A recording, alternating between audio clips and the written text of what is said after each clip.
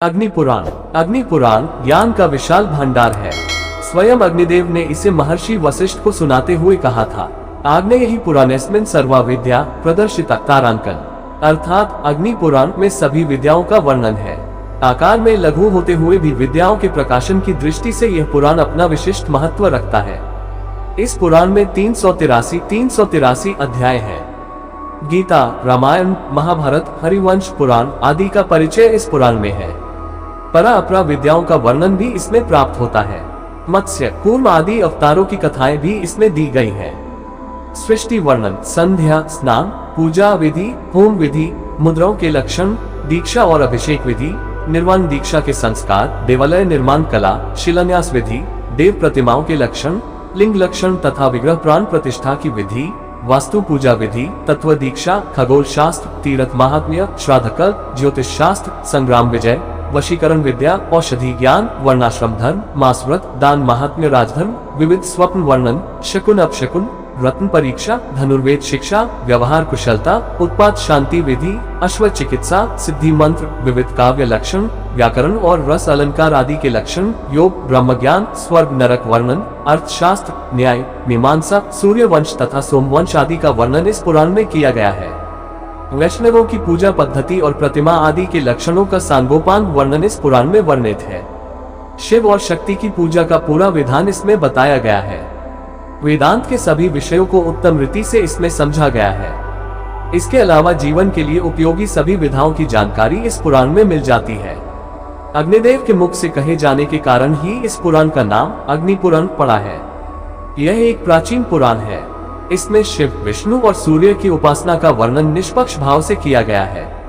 यही इसकी प्राचीनता को दर्शाता है, क्योंकि बाद में शैव और वैष्णव मतावलंबियों में काफी विरोध उत्पन्न हो गया था, जिसके कारण उनकी पूजा अर्चना में उनका वर्चस्व बहुत चढ़ाकर दिखाया जाने लगा था।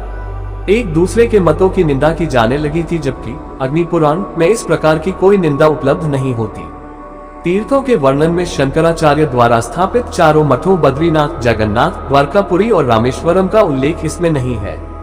इसके अलावा काशी के वर्णन में विश्वनाथ तथा दशाश्वमेध घाट का वर्णन भी इसमें नहीं है। यही बात इसकी प्राचीनता को दर्शाती है।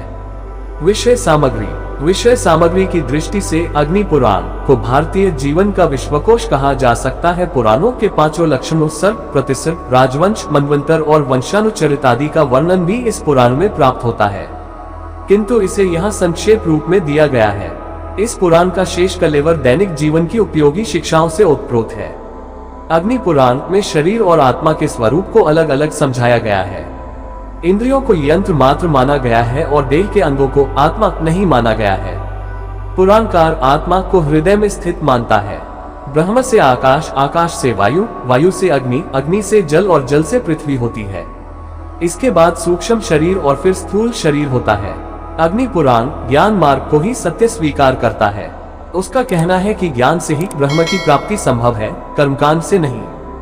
ब्रह्म की परम ज्योति है जो मन, बुद्धि, चित्त और अहंकार से भिन्न है। जरा, मरण, शोक, मोह, भूख, प्यास तथा स्वप्न, सुषुप्ति आदि से रहित है। इस पुराण में भगवान का प्रयोग विष्णु के लिए किया गया है, क्योंकि उसमें भक्त से भर्ता के गुण विद्यमान है और ग से गमन अर्थात प्रगति अथवा सृजनकर्ता का बोध होता है।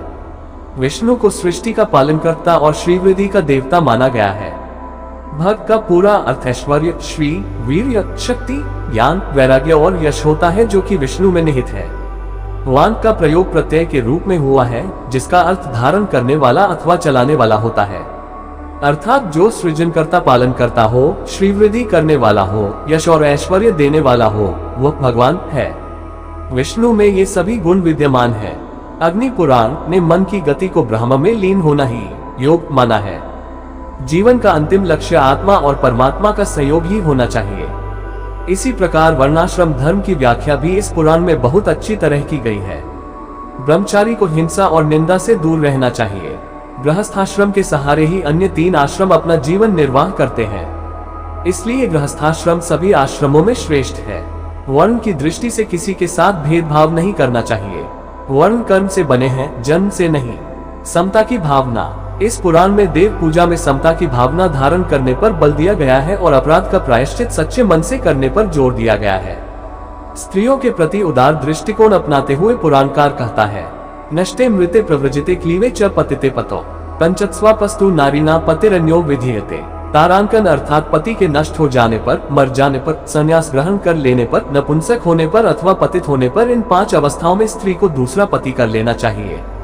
इसी प्रकार यदि किसी स्त्री के साथ कोई व्यक्ति बलात्कार कर बैठता है तो उस स्त्री को अगले रजोदर्शन तक त्याज्य मानना चाहिए। रजस्वला हो जाने के उपरांत वह पुनः शुद्ध हो जाती है, ऐसा मानकर उसे स्वीकार कर लेना चाहिए। राजधर्म की व्याख्या करते हुए पुराणकार कहता है कि राजा को प्रजा की रक्षा उसी प्रकार करनी चाहिए जिस प्रकार कोई गर्भिणी स्त्री अपने गर्भ में पल रहे बच्चे की करती है। चिकित्सा शास्त्र की व्याख्या में पुराण कहता है कि समस्त रोग अत्यधिक भोजन ग्रहण करने से होते हैं या बिल्कुल भी भोजन न करने से, इसलिए सदैव संतुलित आहार लेना चाहिए। अधिकांशतः जड़ी बूटियों द्वारा ही इसमें रोगों के शमन का उपचार बताया गया है। अग्नि पुराण में भूगोल संबंधी ज्ञान, व्रत उपवास, तीर्थों का ज्ञान, दान दक्षिणा आदि का महत्व, वास्तुशास्त्र और ज्योतिष आदि का वर्णन अन्य पुराणों की ही भांति है। वस्तुतः तत्कालीन समाज की आवश्यकताओं के अनुसार ही इसमें नित्य जीवन की उपयोगी जानकारी दी गई है। इस पुराण में व्रतों का काफी विस्तृत वर्णन प्राप्त होता है। व्रतों की सूची तिथि, वार, मास, ऋतु आदि के अनुसार अलग अलग बनाई गई है। पुराणकार ने व्रतों को जीवन के विकास का पथ माना है। अन्य पुराणों में व्रतों को दान दक्षिणा का साधना मात्र मानकर मोह द्वारा उत्पन्न आकांक्षाओं की पूर्ति का माध्यम बताया गया है, लेकिन अग्नि पुराण में व्रतों को जीवन के उत्थान के लिए संकल्प का स्वरूप माना गया है। साथ ही व्रत उपवास के समय जीवन में अत्यंत सादगी और धार्मिक आचार विचार का पालन करने पर भी बल दिया गया है।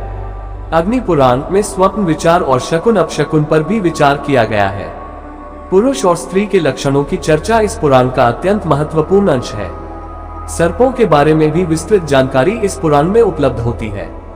मंत्र शक्ति का महत्व भी इसमें स्वीकार किया गया है।